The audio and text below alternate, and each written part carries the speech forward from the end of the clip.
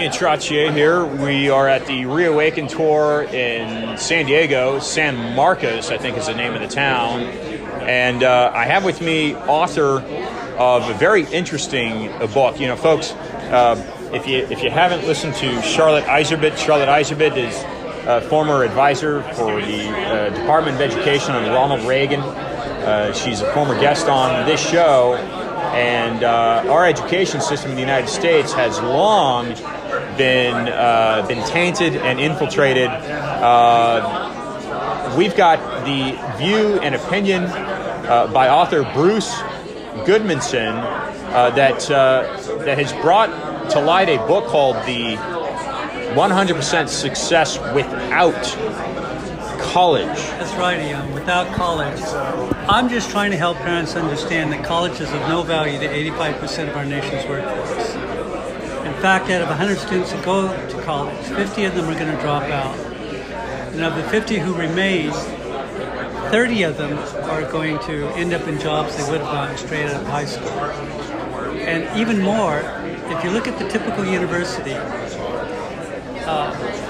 it offers roughly 65, matter of fact, Harvard University only offers 58 majors, 58 careers to choose from. But if you look into our wonderful blessings that are in this country, there are literally thousands upon thousands of career opportunities. And this is what this book is all about. It's saying, here's where to explore a career training opportunity outside of college. So I go into sales, entrepreneuring, trade schools, apprenticeships, even corporations are starting their own mini universities. There are community colleges that are working with Intel and Boeing, and they train these kids right in community colleges, and they go right on out, and they've got a job because they've got the skill exactly what Boeing or Intel wants. So I'm saying, if you go to a college, you're probably going to come out without any marketable skills. And you're meaning university as well? Universities, college and universities. And you think about it, you know, about the only one that's out there is accounting and nursing. But all the rest is just basically, when you're in your undergraduate program, it's a waste of time. We've got 44 million students who are in debt right now. They have an average debt of $37,000. And every one of them, they come out. I mean, I've interviewed a guy that has his PhD and he's working at Starbucks. Where's this, in Arizona? In Arizona, correct. He's got a PhD in what? PhD in, you know, I can't remember. But it's a PhD. It took him 4 years to get that, likely. Well, no, it took him about 8 years to get that. To get the PhD? He had to have his undergraduate degree. Well, right, yeah. And go into his master's and then to his PhD. So it's a mess out there, and I'm saying, you know, back in the 70s, the hucksters of college degrees began to explain to the country that if your kid goes to a trade school, they're going to be a deadbeat. And they employed basically all the high school guidance counselors. They too were saying to parents and students, be afraid if you don't go down the pathway to college, because you're not going to succeed in the American dream. And so they demoralized the trade professions. And they said, in fact, if your kid goes to a trade school, it means he's a deadbeat. Well, you know, these deadbeats right now are making 80, 90, 200,000 underwater welders. They're making $200,000 a year. You've got diesel mechanics that are making $90,000 median income. Everything is out there. I mean, for example, maybe you have a son who loves and eats and drinks and dies for baseball. Loves the game. But he can't play the game professionally. He's not good enough. But he could go out and be an umpire. But he only can be an umpire if he knows that the opportunity exists or to get the training. Well, this is what this book is about, is the exploration of finding what's out there, grabbing it up and then going forth and conquer. So to that young man who's into baseball, there's the Harry Windelstant School for Baseball Umpire. Roughly 30 or 40% of them go into the profession, making a great difference. But again, if they don't know that the profession and the training exists, they're not going to have the opportunity. I mean, how do you fall in love with a career if you don't know that that career exists out there? So there's one high school guidance counselor for 500 high school students. That's it. And they've got roughly about 38 minutes to spend with your son or daughter during an academic year. But their primary responsibility is about testing. Even more, the guidance counselor title has now been erased. They're now called school counselors. They're called school counselors because now their objective, primary objective, is to teach everything about diversity, inclusion, and equity. It's all about, it's basically how to polish the wheel. Well, what was it? On their website, it now says that racial justice starts at school. Now, I don't know whatever happened to the slogans such as a great education starts at school. That's not part of the slogan anymore. According to the American Counselors Association, it's racial justice. And that word justice, that's a pretty serious word. Right, it's a strong pretty word. serious word. So you've got these high school counselors who are now school counselors who are now talking about racial issues. I mean, even the colleges, the universities, Ohio State University, they've got 150 diversity officers. 150, costing $12 million a year. What do these people do? And who are they harassing? Well, I believe they're harassing the conservative Christian student that's on campus, and they're trying to destroy their faith and saying, look, the United States is an awful place. We need to rebel against it and change it into something else. Socialist Marxism, for example. And this is what they're all about. So again, I'm just telling parents, keep your kids away from college. If they are going to be a biomechanical engineer, if they are going to be an open heart surgeon, then yeah, maybe. But even an open heart surgeon, you just saw what happened the last 2 years. The government literally took over the health industry, and they told doctors who they could and they couldn't operate on, what they could and couldn't treat on. So you're going to get into a bureaucracy that's just going to be a killer. So Bruce, I want to go back to a couple things. So first off, I want listeners to understand why you wrote this, what drove you to write this, what Sure. kind of background you experienced or came across that says, hey, people need to look at education differently. And then second off, you're talking about the Ohio State University and some of these counselors are using justice, but you're saying the conservative Christian, I think is what you said, is Correct. Attacked. Go explain a little more about why you're saying that. Well, what parents need to understand is that the typical university has about anywhere from 75 to 85% of the professors are liberal, progressively liberal. It is a haven of liberal ideology. This is where it's at. And these professors become what I call the thought police. The thought police. The thought police. They basically, they shut down any opinion that is contrary to your opinion and a conservative opinion. And if a student doesn't kowtow to this industry, their grades suffer and they're pulled down and they're vilified.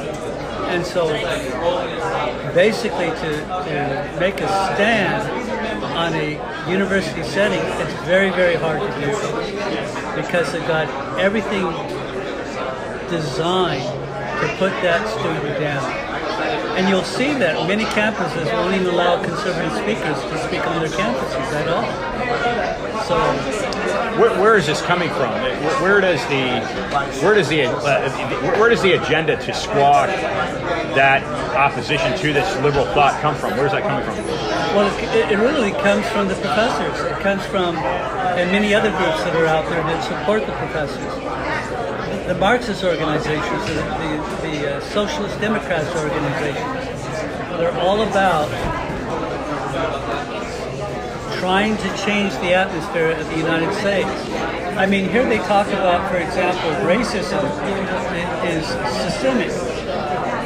Well, show me where it is. Show me where a bank now is stopping a minority from either opening up a bank account or taking loans.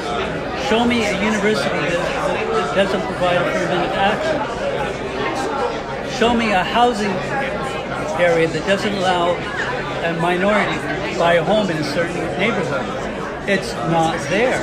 Show me a restaurant that doesn't allow, it's not there, and yet they're using this to divide us and to cheapen the strength and the love that this country has for everyone. Who's the they? What's the they? Well, again, it's the Marxists. It's the socialists. It's the Democrat Party. It's a lot of these organizations that are out there, and there are tons of them that go by various names. And they're matter of fact, ACLU? yes, absolutely, and the National Education Association. Their interest is to try and turn this country into Their objective. and that's a socialist state. This is what Karl Marx says. I don't have to bring in wars or weapons of war and everything else. I'll just take over their kids.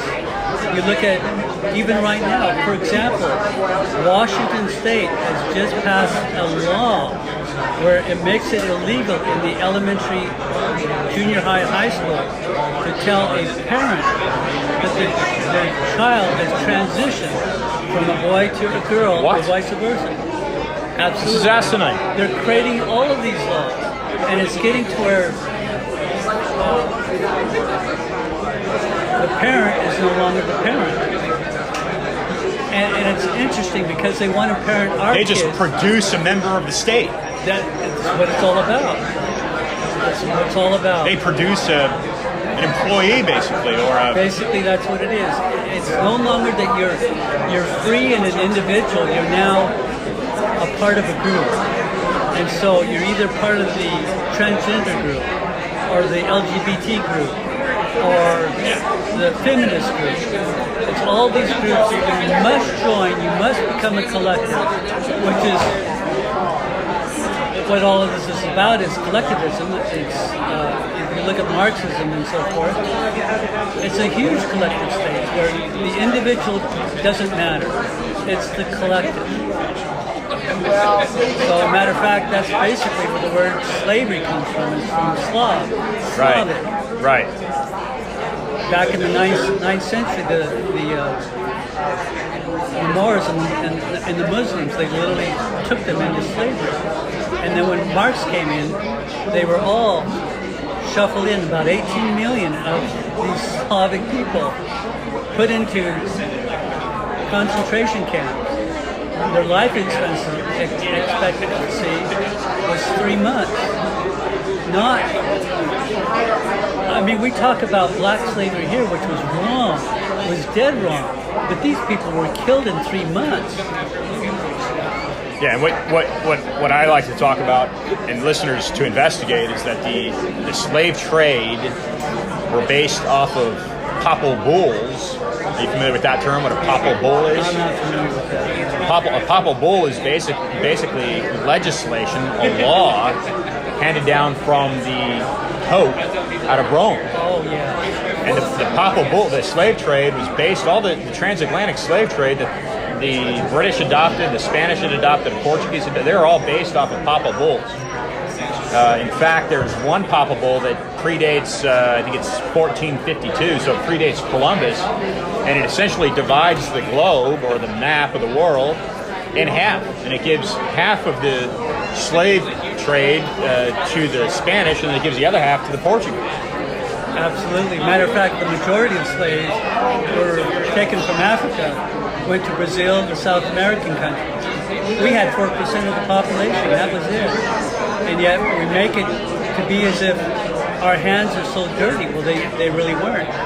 I mean, even to catch the slaves, to catch the Africans, we weren't a part of it. It was African against African. Yeah. Stronger tribes against other tribes. But you asked about the book, and you said, how did I come about it? Yeah. I worked with a law firm, and we were a bankruptcy firm. And this young lady came in, and Arizona? In Arizona. And she was so excited because she was going to bankrupt under $220,000. Well, we found out that it was all student loan.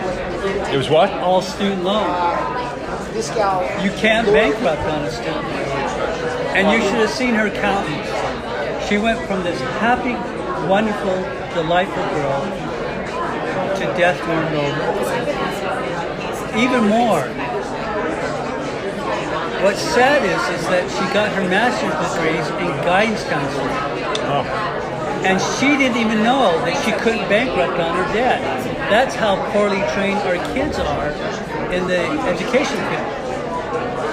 When I was the dean's graduate assistant, I said, you know, we've got all these elementary teachers going out teaching English, how to read well, write well, and speak well.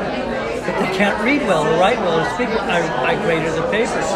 And I says, why aren't we having these elementary teachers at least minoring in English? Oh no. We are the teachers, we are the professional teachers of teachers.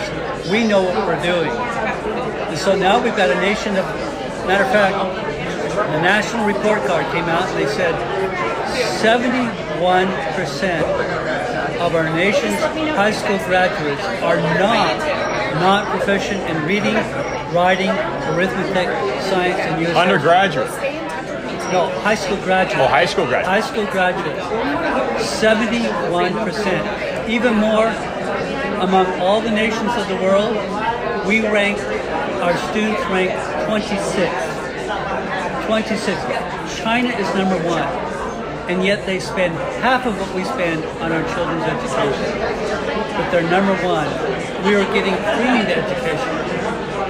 So parents, even more, the National Education Association just came out and said that they project in the near future at least 51% of all the teachers are going to leave the profession. They can't take it anymore. And they're trying to say that it was all COVID, but I don't think it's all. I think it has to do with students going in there and they're chaotic. They just don't want to listen to authority. You look at a Chinese school, and boy, those kids listen. You go in an American school, and it's an animal. So I had this young lady. She came in, and she had this $220,000 debt, and we learned that she was going to be a high school guidance counselor, and even more, we did the math. High school guidance counselor starts at about $42,000 starting salary. But her $220,000 debt was going to be about $2,400 a month. She couldn't afford to be a guidance counselor. And what's even worse is that here these universities are requiring our kids to pay this kind of money just to be helpful to other kids. $220,000 to be a guidance counselor. That's insane. So I wrote a white paper on the student debt for our clients. And from that, I did research on what's happening in college and what are the opportunities outside of college so they can avoid that debt. And that's where the birth of the book 100% Successful College. Toasty in here? Yes. How long have you had this out, and what are some of the... It's been out a year, and it's in its second edition. Yeah, I saw that. I see that. So we're selling thousands of them. We're speaking across the country. I speak at Clay Clark's events and everything else. But we're awakening America on our rights. I'm waking America. My job is to say, America, wake up. because you've been deceived into believing that college is the only true pathway to the American dream. You have been deceived. Are you recording? Oh, sorry. You know, there's tons of opportunities out there. Bruce, how long, in your view, now I don't know if you caught it or not, but as I opened up this episode, I mentioned the name Charlotte Iserbyt. And Charlotte might be of interest to you, someone that was actually a member of the Department of Education. She was fired by Reagan because she opposed a program I think it was based out of Seattle, called Betterment of Education Through Science and Technology. And what that was doing was giving computers and algorithms more power over what the kids were learning. And this is just my understanding, and it might be off. That was taking away the power from the parents. You know, kind of like what you're saying was happening in Washington right now. Hey, the kid can what do they call it? The Transgender. Transfer or transform or whatever it is to make that. Yeah. And the parent doesn't even know about it. So this is back in the 80s that Iserbyt is saying this isn't right, and she was fired. The connection that's interesting to the work that I do is that her father was a member of the exclusive society of Yale called the Skull and Bones Society. Yes. Okay, which is not theoretical, and my listeners know that. And there was a guy out of Stanford, there was a Stanford Hoover Fellow that wrote extensively about the corruption in the Skull and Bones, because it's not an American society, it's a European society, and that's a satellite branch there in Connecticut. So her father was a member of that, and Sutton wrote about it. And Sutton ended up leaving his fellowship at Stanford because they began censoring him. That's the premise of a lot of the work that I've done since 2016. So here's Charlotte Iserbyt in the 80s saying, similar to you, here's some Marxist and communist socialistic elements that are starting to arise in our national education system. And what you're coming forth now in 2022 at least is saying, and they're bankrupting these kids. And now they're serving coffee with a PhD. I know. At Starbucks. I know. That's what it's all about. It's basically to break down the spirit of America. You break down the spirit, and you do it through the youth. You raise them up. You take away their morals, because a country cannot stand without morals. It just can't. And you notice it, like in Seattle, Washington, you look at these Antifa. Sure. You know, they're allowing them to run rickshaws. George Soros soldiers. They're rickshaws. Soros soldiers. So it's destroying our country, and it's doing it without a shot being fired. Yeah. How long has this been happening in your view, Bruce? When is? Oh, think of it. Well, for example, in 1983, there was a book called A Nation at Risk. Actually, it was a pamphlet. It was by Reagan's group, Secretary Bennett, and he wrote back in '83, and I'm paraphrasing, but he said that if a foreign nation had come in and destroyed our education system at the level it is now, we would have declared war against that country. This is in '83. Back in '83. We are far worse now. Far worse. Think of it this way.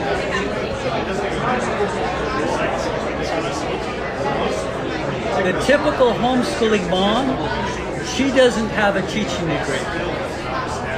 So she's teaching her son and daughters, all of her children, reading, writing, and arithmetic. Homeschool kids, they score in the upper 80th percentile in all the critical subjects. But the professional teacher, who's been trained to teach, who has the disciplines of teaching, their kids score in the mid 60th percentile. And everyone knows it. Our Governor Ducey knows it. Yeah. Why is it that our homeschooling moms are... There's a homeschooling mom that I just read a story about. Oh my goodness. She said that none of her kids were gifted, average kids. She homeschooled all 10 of them. all 10 of them graduated high school at the age of 14. Whoa. So what did she do that our teachers are unwilling to do? Well, Programmed to do. they're not. They're not teaching our kids how to read well, write well, and speak well. What they're teaching them is, well, we're destroying Mother Earth. So because of global warming. If you're white, you're racist. If you're white, you're racist. On and on it goes. All these little social ideologies, because it's so much easier to teach social ideologies than it's to teach a child how to read well. This is a piece of cake. You turn on a video, what have you, but this is work over on the other side. And it's a mess. I'm just telling you. So, Are you getting any recognition? Anybody coming forth and oh yeah. anybody of notable? Yeah, Clay Clark has talked all about the book. And, Yep. Ann Vandersteen and who was it I just spoke to? Fly Over America, Stacy and Dave. So we're starting to get noticed by it. We're here. Have you sent a copy to the Department of Education? No. Engaged anybody in D.C.? No. I tell parents, if you try to change the system within the system, it's not going to work. It's not worth it, huh? It's not going to work. What you've got to do is basically pull your kids out of the public school system, teach them at home, or have them go into a charter school or a private school, and keep your kids far away from college. Those are your options. If you don't follow those options, your kids are going to be messed up. Right now, the average 21-year-old young man will have played 10,000 hours of video games, or 3.4 years of his life. Matter of fact, I have a section in the book called Your Sons. They're being destroyed. You've got the Hillary Clinton era, where they said, let's lift up the girls and get them into the STEM subjects, and let's destroy the boys. And now they're destroyed. They're living in their parents' basements, doing nothing except playing video games. They're depressed, they're suicidal, and they have a loss of masculinity. And I'm saying you better wake up, Mom and Dad, because that's what you're going to get from this. So I've got to get going. Okay, ladies and gentlemen, Bruce Goodmanson. The book is 100% Success Without College. Available on Amazon? It is, but it's anythingbutcollege.com. That's where you can get the book at, the hard copy, or the softbound copy. Bruce, thank you. You bet. Thank you. Appreciate it.